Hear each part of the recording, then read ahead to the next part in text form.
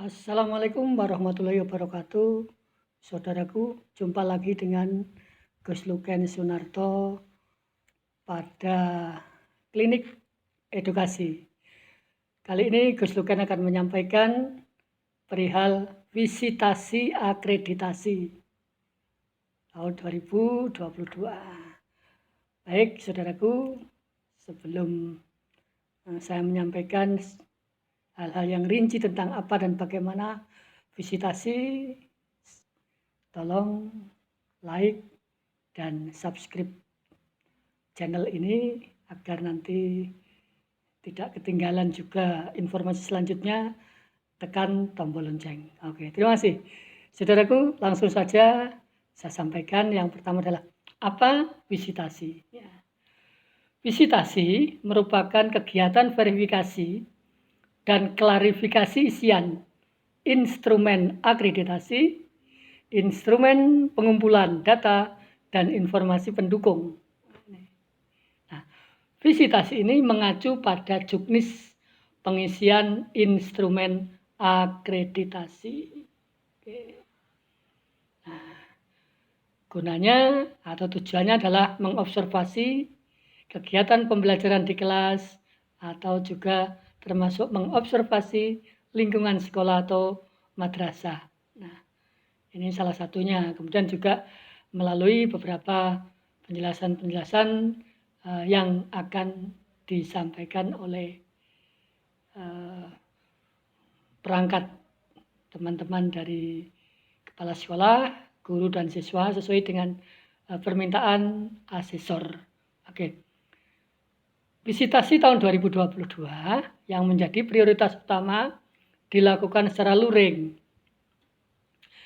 Bila ada perubahan menjadi daring, maka harus mendapat persetujuan dari Badan Akreditasi Nasional Sekolah ataupun madrasah tingkat provinsi.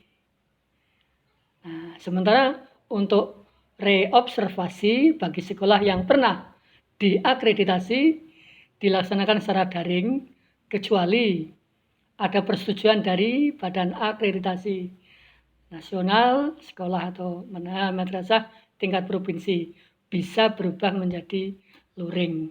Nah, oleh karena itu bagi sekolah-sekolah yang mungkin terjadwal secara luring, silakan dipersiapkan sebaik-baiknya. Begitupun yang terjadwal secara daring juga silakan mempersiapkan perangkat yang sebaik-baiknya. Oke, Bapak Ibu, langsung saja teknik pengumpulan datanya atau pembuktian kinerjanya menggunakan 4 hal.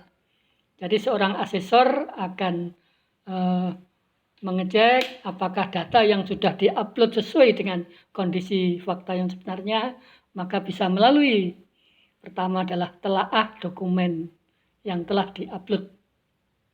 Kemudian yang kedua, observasi atau amatan langsung.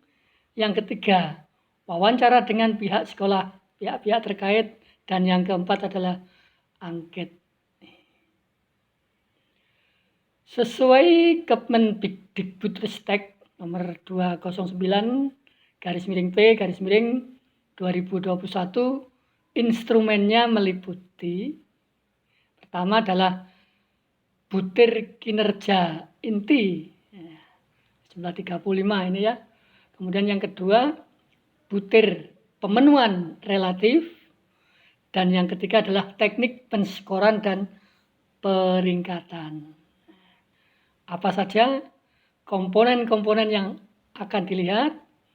Ya, yang terdiri dari 35 butir itu termuat dalam 4 komponen penilaian beserta beberapa subkomponennya.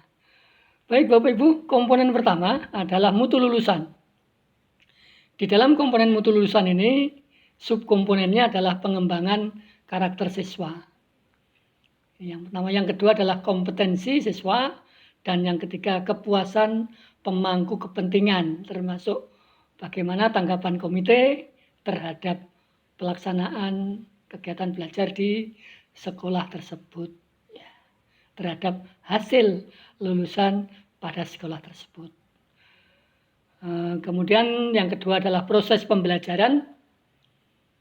Di dalam proses pembelajaran ini menyangkut kualifikasi atau kualitas pembelajaran. Sejauh mana kegiatan pembelajaran di kelas yang dilaksanakan oleh Bapak Ibu guru. Nah, nanti ketika divisitasi, kalau itu misalnya daring, berarti harus dipersiapkan kamera atau laptop yang ada di ruang kelas yang bisa mengarah kepada asesor, bisa melihatnya. Oke. Kemudian iklim pembelajarannya bagaimana. Kemudian yang ketiganya adalah pemanfaatan sarpras penunjang proses pembelajaran. Apakah Bapak Ibu guru memanfaatkan sarana yang ada atau hanya ceramah saja? Ini nanti bisa menjadi catatan tersendiri. Ya. Kemudian komponen yang ketiga adalah mutu guru. Mutu guru terkait dengan kinerja Bapak Ibu guru, apa yang telah dilakukan selama menjadi guru, profesi pengembangannya bagaimana, lalu inovasi dan kreativitas gurunya bagaimana, hasilnya seperti apa. Sehingga dikelompokkan menjadi 3 subkomponen, antara lain adalah kompetensi guru, ya, bukti fisiknya bisa melalui kegiatan MGMP atau lomba-lomba guru. Kemudian pengembangan profesi guru, bisa kegiatan guru menulis misalnya, atau sebagai penceramah-penceramah gitu ya. Yang ketiga, inovasi dan kreativitas guru. Ini adalah tentang mutu guru. Komponen yang keempat adalah manajemen sekolah. Nah, manajemen sekolah ini subkomponennya ada 3, 4, 5, 6, 7, 8. Ya. Oke, 8 komponen. Oke. Pertama adalah pencapaian visi dan misi, sejauh mana tercapai. Kemudian yang kedua, kompetensi kepala sekolahnya. Yang ketiga, kepemimpinan kepala sekolahnya. Yang keempat, budaya sekolah. Yang kelima adalah pengelolaan guru dan tendik, ya, tingkat keberhasilannya. Kemudian pengelolaan pembiayaan, ini terkait dengan pendanaan, dana bos dan lain-lain. Kemudian pengelolaan kesiswaan terkait dengan kegiatan-kegiatan siswa. Dan yang terakhir adalah penjaminan mutu internal.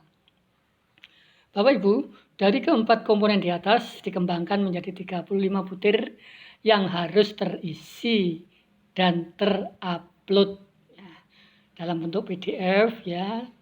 Setelah di-scan PDF kan, kemudian diupload. Nah, setelah itu sang asesor akan menindaklanjuti dengan visitasi untuk mengadakan penilaian yang sesungguhnya. Nah, oke, siapa yang akan menjadi sasaran untuk mendapatkan data adalah 4 hal, 4 titik ya. Ini nantinya akan ditanya oleh asesor. Yang pertama adalah kepala sekolah, yang kedua para wakil kepala sekolah, yang ketiga Bapak Ibu guru, dan yang keempat adalah perwakilan siswa. Dari keempat ini tolong dipersiapkan sebaik-baiknya, dikondisikan sesuai dengan catatan-catatan yang ada di hasil unggahan atau di uploadan itu. Jangan sampai nanti jawabannya melenceng dari yang sudah diupload atau merupakan pemikiran-pemikiran tambahan. Jangan sampai, ya, faktanya saja sampaikan seperti itu agar dipersiapkan sebaik-baiknya. Jawaban pertanyaan asesor sesungguhnya sudah ada saat Bapak Ibu mengupload sesuai dengan yang diupload itu. Jadi di sana sudah ada jawabannya. Sehingga sang asesor itu hanya mencocokkan apakah benar yang sudah diupload seperti ini, faktanya seperti apa, mana bukti fisiknya mungkin bisa ditunjukkan. Nah, gitu. Oleh karenanya hal-hal yang sudah diupload tolong itu dipelajari oleh 4 ini, mulai dari kepala sekolah, waka, guru, dan siswa. Pelajari berulang-ulang, baca dan baca sehingga paham betul, sehingga nanti ketika ditanya oleh asesor, Bapak Ibu termasuk siswa lancar dalam menjawab dan tepat. Oke, demikian Bapak Ibu, jangan lupa tetap semangat untuk mengkondisikan visitasi akreditasi Anda tetap bertahan pada unggul atau baik. Oke. Selamat mempersiapkan visitasi. Terima kasih, tetap semangat.